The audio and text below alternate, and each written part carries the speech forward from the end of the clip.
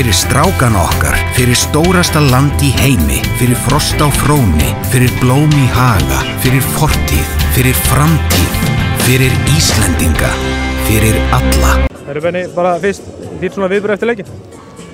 Já, bara við erum komin einu skrefi lengra heldur við vorum fyrir leik og meira það nú ekki. Við þurfum bara að halda áfram á þessari braut. Þessi sería er langt frá að vera búinn og við þurfum að vera mjög einbeittir núna fram á næsta leik. Þið byrjið í þessum leik eins og ég sýnist að gríðarlega miklu krafti og svona náðu sæmilegri forystu strax. Er þetta eitthvað sem þú settir upp? Já, ég meina auðvitað stefnum við alltaf einhverju góða forystu en mér finnst við bara að við haft ágætis tök á þessum síðustu 2 leikjum. Við finnst mér hafa stjórnað ferðinni svolítið og við þurfum bara að halda því áfram. Þetta snýst bara varnarleik. Úrslitakeppni snýst varnarleik og ef við erum að spila vörnin þá erum við að fá hraðablöpinn og þá smellur þetta. Þið eru líka að spila frábæran sóknarleik. Þeir eiga ekki mikið roði ykkur í sókninni. Ef við horfum á þetta bara heilt yfir, eru þið ekki bara með sterkara lið en KR? Ég meina í þessum síðustu 2 leikjum höfum við verið töluvert sterkari. Það er engin blöðum það að fletta en ég held að séu nú kannski flestir á því að KR sé svona sterkara lið og eitthvað svona en það bara telur ekki. Það er bara hvernig við ætlum að spila núna og allan síðustu daga höfum við spilað betur en ég hef upplifað mikla sveiflur í þessari úrslitakeppni áður og menn þurfa að halda sér á tánum eða ætla að halda áfram. Er eitthvað að koma þér í óvart svona í leik KR í þessari seríu? Nei, ekki þannig. Það er enginn að koma neinum óvart hérna. Ég meina að þekkja allir hinna mjög vel. Þetta er lítið land og menn er að skoða leikið með hver öðrum og nei, ég held að sé ekkert að koma neinum óvart, hvorki mér né Hrafni. Eins og þetta hefur spilað sig á Gunnar og við fórustu farið á heimavöllin ykkar sem er gríðarlega sterkur. Eru þið ekki svona, komið 9 fingur á þetta? Nei.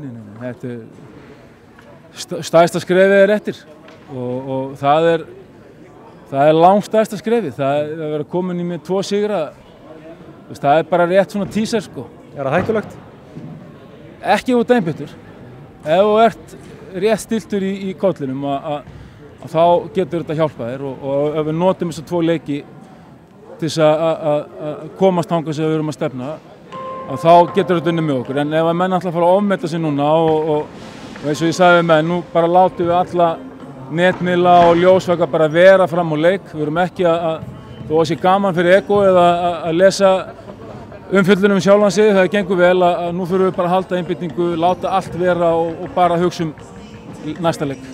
Þarftu að gera einhverja breytingar og slíkt fyrir næsta leik eða þarftu ekki bara að keyra á þetta eins og gert hingað til? Ég vil bara reyna að vera betri í því sem við erum búin að vera að vinna í og við erum alltaf að vera betri í því. Það er það sem ég er kannski mest ánægður með að svona síðustu mánuði þegar við náðum varnarleiknum mjög góðum og þá höfum við verið að vinna í sókninni og hún hefur gengið alveg gríðarlega vel síðustu 2 leiki og vonandi verður bara áframhald af því. Heimavöllurinn næst, ertu búin að spá ykkur fyrir hvort að þið séu komið með þarna sæti í úrslitarimmunni í Hillingum? Nei, ég er ekki að spá í úrslitunum sko. Eins og ég segi, það er stór skref eftir fram á því og þetta stórveldi Íslands og bikarmeistarar spáð eftir sætinu fyrir þetta tímabil. Við skulum alveg halda ykkur á jörðinni sko. Það er sært ljón er alltaf hættulegt og við þurfum að vera þvílið tilbúinir að taka á móti þeim í næsta leik. Og þið ætlið að vera það? Við ætlum að vera það. Takk hjá Benni. Álítið.